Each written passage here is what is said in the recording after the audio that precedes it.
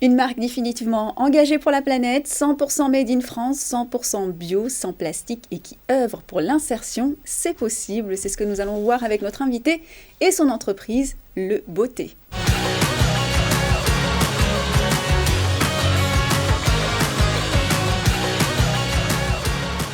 Alors Puvi, bonjour. Bonjour. Vous êtes la fondatrice du Beauté, comme je l'ai dit en introduction. Donc un engagement 100% zéro plastique, comment c'est possible aujourd'hui ? C'est possible parce que aujourd'hui on a fait le choix de faire la plupart des étapes de fabrication à la main. On internalise le plus possible des étapes. Et c'est pourquoi on a cette possibilité-là. Je peux peut-être vous raconter comment elle est fabriquée, notre sachet de thé. Avec plaisir. Alors, la recette de thé, une fois qu'elle est prête, elle va être mise dans un mousseline bio. Ensuite, 2 coutures, une pour fermer le sachet, une autre couture pour coudre le tag. Ensuite, on va le mettre de nouveau dans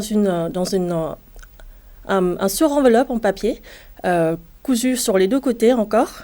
Et sur ce sachet, on aura un message personnalisé que nos clients auraient choisi comme un cadeau d'entreprise ou alors un cadeau personnel.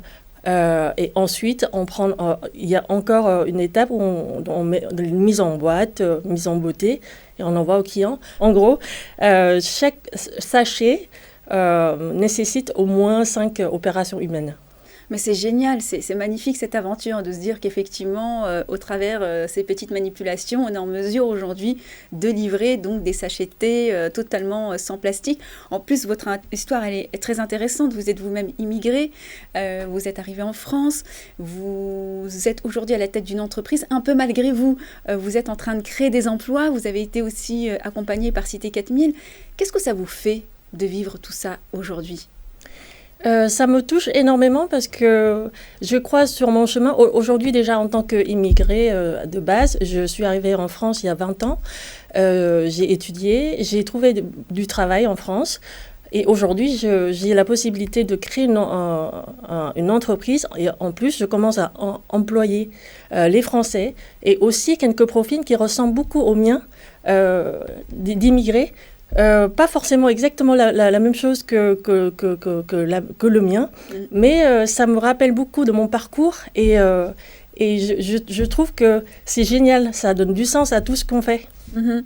Et alors vous avez travaillé 10 ans dans le luxe et moi je suis curieuse de savoir ce que vous apporte votre ancienne carrière aujourd'hui, ce qu'elle apporte à votre projet. Je dirais que ça m'apporte de l'exigence. Aussi l'amour du détail et du travail bien fait.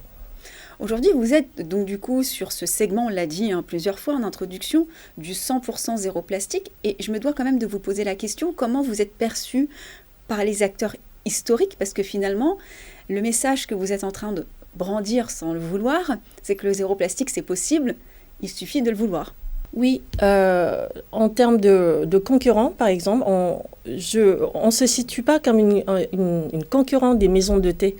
Parce que c'est vrai que dans le marché du thé, c'est presque inévitable quand on industrialise, je ne prononce pas très bien tous les mots, industrialise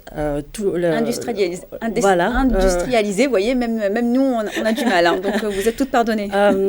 Quand on fait ce genre de choses, c'est presque inévitable, mais nous on a choisi vraiment de faire en petite échelle et utiliser du coup les mains des gens, et pour moi c'est la seule chose qui nous permet d'éviter le plastique. Après, les étapes où les matières premières arrivent avant leur arrivée à notre atelier, pour l'instant, on n'a pas encore le contrôle dessus, mais on y travaille. Alors, vous avez été accompagné par le miel à la maison, de l'initiative économique locale à Saint-Denis, si je ne me trompe pas, qui les héberge en pépinière. Qu'est-ce qu'ils vous ont apporté aussi sur ce projet ? Énormément de choses, parce que de un, le fait d'être dans la même maison avec que les entrepreneurs, des gens qui sont exactement comme nous. Ça nous apporte une super énergie positive pour vraiment faire grandir nos projets au plus vite et on s'entraide vraiment beaucoup. Et la miel, il nous facilite toutes les démarches pour vraiment nous aider à grandir le plus vite possible. Donc c'est vraiment